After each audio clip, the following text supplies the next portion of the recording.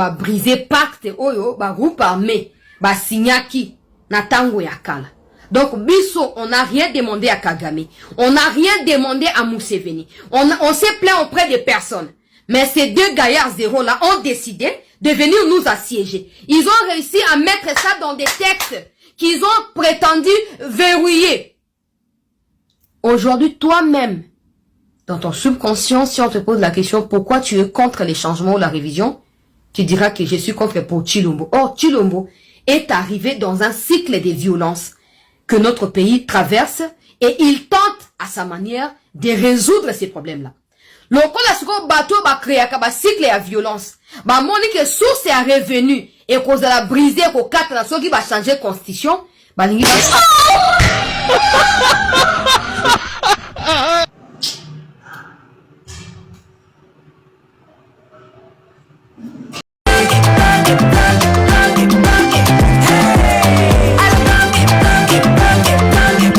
Oyoki elenge ya Congo. Tapelema, tapelema, tapelema, tapelema, tapelema, tapelema. Ba briser pacte oyo ba groupe armé ba signaki na tango ya kala. Donc biso on n'a rien demandé à Kagame, on n'a rien demandé à Museveni, on s'est plaint auprès de personnes. Mais ces deux gaillards zéro là ont décidé de venir nous assiéger. Ils ont réussi à mettre ça dans des textes qu'ils ont prétendu verrouiller. Aujourd'hui, toi-même, dans ton subconscient, si on te pose la question pourquoi tu es contre les changements ou la révision, tu diras que je suis contre pour Tshilombo. Or, Tshilombo est arrivé dans un cycle de violence que notre pays traverse et il tente à sa manière de résoudre ces problèmes-là. Lokola siko bateau ba créer un cycle de violence. Ba monique source à revenu et cause de la briser ko quatre la qui va changer constitution, ba lingi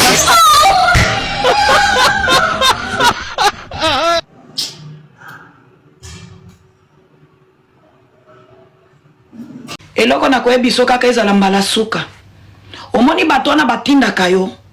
ku Patrick Moya muto atinda ko libolo ya mama na ye Chancela omoni Patrick Moya muto atinda ko yebisa Patrick Moya libolo ya mama na ye obenga kinga na privé olobiki osengi pardon to moni na video no ya pardon te salela biso video ya pardon parce que moto to boma yango après c'est pas moi même nga nazo bundela mutambela pour beaucoup de personnes. Tangu bo polisa ka moto bo banda koluka place ko pelisango mutu lokola mutambo ko ki ko pelisele moto na internet oya ko yebisa biso ke mutamba c'est un voleur. Après oya ki koloba na internet yo komi koluka bato na privé soko lingi to fungola rando to fungola ngo kaka Chancela si yo kanisaka o kanisaka yo après le ebisinga oza un journaliste professionnel na nini na français journaliste professionnel Chancela na français oza un journaliste et compétente une journaliste professionnelle à ça la investigation tango ba pesi eloko combien de fois Chancela simbisa biso batouche awa Kagame akufilelo Kagame aza invité Kagame akufilelo Kagame aza invité Kagame aza envie Kagame aza Chancela soko lingi to boma moto leka na internet Chancela biso toza na problème note obenga kinga na privé lo baki osenga ki pardon ngai nono naza na problème na yote leka na internet lelo yo Chancela okomi kofinga costa mutamba parce que aza na angle ya faiblesse yo Chancela okomi ko vanda na internet ozo finga costa mutamba parce que aza na angle ya faiblesse oyebisa kinga na privé ke nga nono na finga ka bakonzi ya mboka ezate synonyme ya ko gagner ba Rwandais mutamba oyo finga kaza mokonzi ya wapi nazo tu na Chancela venez me répondre mutamba oyo finga kaza mokonzi ya mboka te parce que lelo aza na prison aza sous mokonzi ya mboka te tala yaya loengeza la kandeko ya douleur à venir ko rappeler nga nayo loengeza la kandeko ya douleur à venir ko rappeler nga nayo kaka ndengo yaki awa na internet tozo mona yo oye goma izo tombe bino boza batu ya goma biso toza batu ya bunagana to bandi ko bunda na internet a depuis kala à l'époque déjà après to kenda na nuko senga mituka te na présidence ngano nona kenda na ngana nuko senga mutuka na présidence te soki mukolo nzambe ko pesa nga monopole apesi nga makasi na kutani na président na ko senga libération bande ko nanga ya est na koyebisa président sala moyen na yo nyoso fungolela biso bandeko za inane na maboko ya ba M23 nde loko na kosenga mais yo première parole na yo ozwi micro papa na yaki na makolo ya okendaki nde kosenga mutuka après parce que okutali na fachi okomi journaliste professionnel ki professionnalisme bamona kango ndeni sina visibilité ko na lekyo visibilité na lekyo tobanda na YouTube biso tobenga nazobenga ngo na anglais YouTube tokende na YouTube na lekyo visibilité YouTube nanga toya na TikTok na lekyo tokende na Facebook na lekyo tokende na Twitter na lekyo tokende na Instagram na lekyo siko ki professionnel yango solo beza ya nde nini mama omoni lo engeza la kande kwa douleur avenir lobby ko rappeler biso ezala mbala ya suka chancela ko benga ngata na téléphone na yo parce que yondo benga kinga ba prévezali soki o enregistrer kinga o ebanga pokota kikuna kala soki chancela o enregistrer kinga mama nga pe na kotisa que parce que tozo banga da biso nyos après nazala ki malin nga je suis très malin na tuna kyo question moko oyebisinga da nono olobike Patrick Emuya yatinda kinga nazolinga nayo kebima na munokono yo mwana yo putuliste yo Patrick Emuya yatinda ki yo oui c'est vrai oyebisinga nazana ba preuve yo tango kendaki kofinga Costa Mutambaza moyibi ozaki na ba preuve capoter la famille bota potelenga si nani TikTok nani live zo bege tapote yo tango kendaki kofinga Costa Mutambaza ki na ba preuve ngai kaka mama mukolo na kayoka mwana kaputulo na internet tozomona yo na banda ko ebiso na privé chancela mutu atinda kingeza mutu boyo ezala mbala suka nanu na blokenga chancela ezala mbala suka ona moni na ba groupe ya ba Rwandais bazotindela mbwa swimbwa combien de mbwa to swana aw combien de fois to swana yo mwana yo kayoka mwana oye lobby awa na internet awa lobby eye na internet oya ko manipulenga kayoka kaputuliste oyo ye lobby awa na internet yo lobby soki yo pe koki ko répondre nga na internet yaka kaka to fingana yaka na beta yo na rando après na omoni biso to ko kitisa yo zongo senga pardon oyebisa kingo senga ki pardon wapi j'ai déjà demandé le pardon tout le wapi osenga ki pardon yelanga video ya kosenga pardon ona loba ki ndengo na poeza problème ya frivao na mbongo ya frivao oyoka ki batanga ki Costa Mutamba na frivao oyoka ki batanga ki Costa Mutamba za témoin koki kondima pe akoki koboya oyoka ki na mbongo ya frivao yo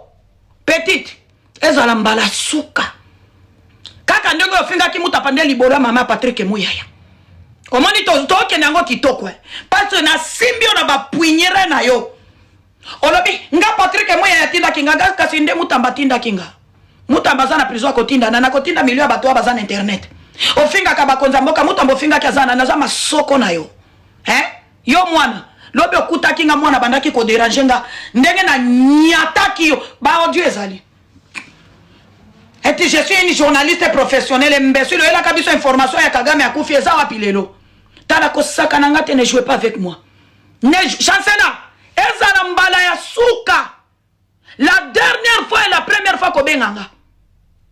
ezala mbala ya suka ngana za camarade noté omoni Patrick Emuya yo afuta kayo afuta très bien biso tozo sala ki patriotisme to senga kami tukate la famille bo patapoter biso banono tokenda ka kosenga mitukate la famille bo tapoter lève za moi kilo bozo tapoter te bozo partager te bo partager na live ezala mbala suka partager les live ezala mbala suka chancela ko so téléphone no ko benganga na luki video yo sengi Costa Mutamba pardon na moni ngona nte awa moto eko kufa timu ko to komona video parce que yo zo mi sala depuis kutani na fachi ozo mi sala yo leki batu nyoso yo petite na lekyo ba abonné na lekyo visibilité na lekyo koyebana na yebi yo mama putulu yo nana yebi yo qui te connaît ba yebi yo kaka na Congo wapi ba yebi yo lisusu biso toza ba professionnel ya mafinga armée numérique ba bunda kango na faso yo moko lingi Soko kolingo kokende nango na liboma kende nango na liboma. Soko kokende nango na seri. Ba abonné nanga balinga kanga na liboma nanga oyo. Ozo comprendre chancela. Ba abonné ndetina nazana 1 million sa d'abonnés. Liboma nanga oyo. Ba abonné nanga balinga kanga na bimisaka bango stressé. Na yeda ka bango ba information ya vrai alukuta te o Kagame akufi lelo aza envie. Nga soki na ye batu balobaka eza vérité. Na chaque information nga nono na bimisaka. E bimaka vérité.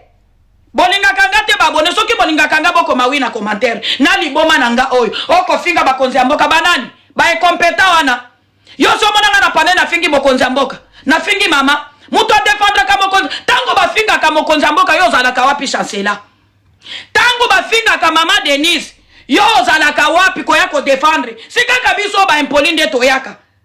kumbe nzoka département nanga eza très important eza mieux pas le département na yo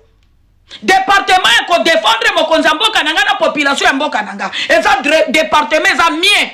mama Denise bautaki kofinga yo zalaki wapi ko ya ko défendre journaliste professionnel parce que okendaki kosenga mutuka okomi kofinga Costa Mutamba parce que azana angle ya faiblesse okomi kofinga Costa Mutamba parce que azana angle ya faiblesse à venir ko rappeler biso ngana yo to vanda to pesi 5 ans avant yo oko kima ka Costa Mutamba na miso na yo nazolinga na bisabino vérité moko ebatami bato ebele bazobanga koloba menga na koloba mokonzi ya mboka président Fachi Patrick Muyaya aza M23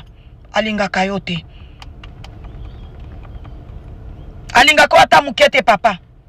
aza ministre ya information mais chaque fois a diviser kaba journaliste a diviser kaba influenceuse o balobela kayo M23 pro makambo Patrick Muyaya sali lelo nga na lobakango tango makambo abagolwa ebimi na loba Patrick Muyaya zo préparer loko moko boye pour na changement de constitution ako diviser ba journaliste ako diviser ba influenceuse lelo toza wapi makambo chancela alobi mutu atindi eza Patrick Muyaya kende ko beta makambo Costa Mutamba et ko diviser ba influenceuse et ko diviser ba journaliste ba kozala focaliser na makambo ya Mutamba ba kotika makambo constitution lelo toza wapi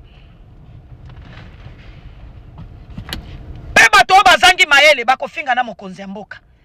botika kofinga mokonzi ya mboka makambo eza Patrick Muyaya eza Patrick Muyaya mokonzi ya mboka zala vigilant Patrick Muyaya a utilisé kabatu pour ya komema biso na distraction soki lelo bozo benga Costa Mutamba kabiliste un vrai kabiliste c'est Patrick Muyaya Kabila pèse 5 qui poste à l'époque de Kabila 5 qui poste soki bozo benga M23 eza o ki zengi na makamba ko changer constitution ela biso makamba bagolwa na makamba ko changer constitution ela biso liso makambo ya Mutamba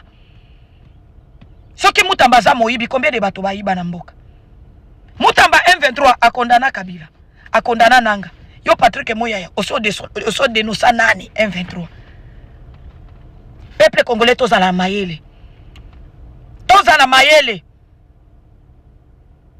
parti politique ya Mutamba ebimaki na bureau ebimaki na assemblée pona baboy ko rejoindre référendum soki référendum oui papa na bango aza na prison ndenge nini bana bakokende ko rejoindre bino parti politique ya noje keza ya Mutamba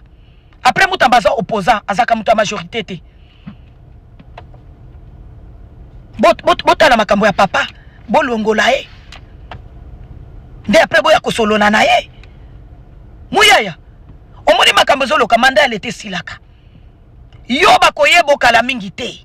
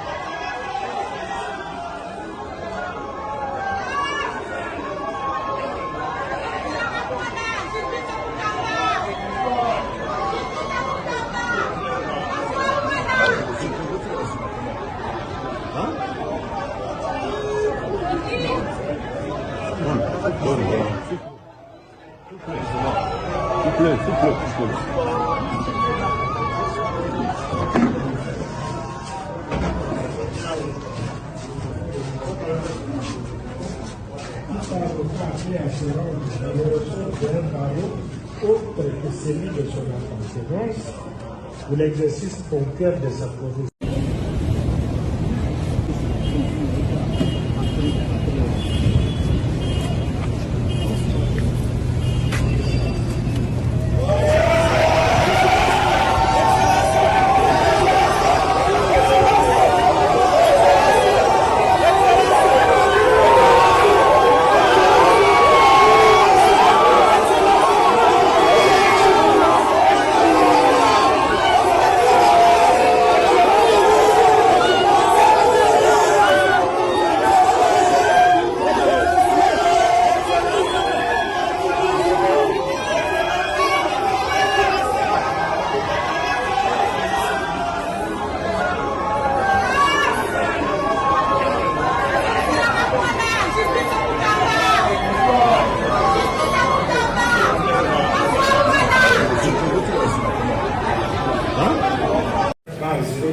Du 28 septembre 1979, portant organisation du barreau, du corps des défenseurs judiciaires et du corps des mandataires de l'État, tout avocat appelé à se rendre dans les ressorts d'un barreau autre que celui de son appartenance pour l'exercice ponctuel de sa profession est tenu de se munir d'une attestation de son bâtonnier indiquant l'affaire objet de son déplacement. Est-ce que vous avez fait l'attestation puisque vous venez de demander? C'est cela que je disais. Que ici, c'est la Cour de cassation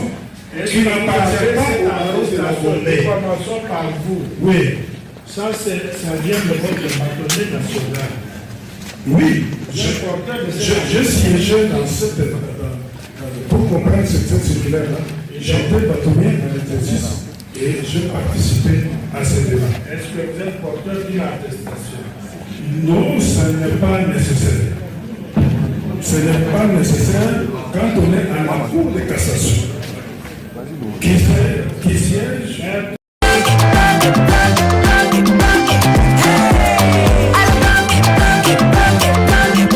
Oyo Kiele.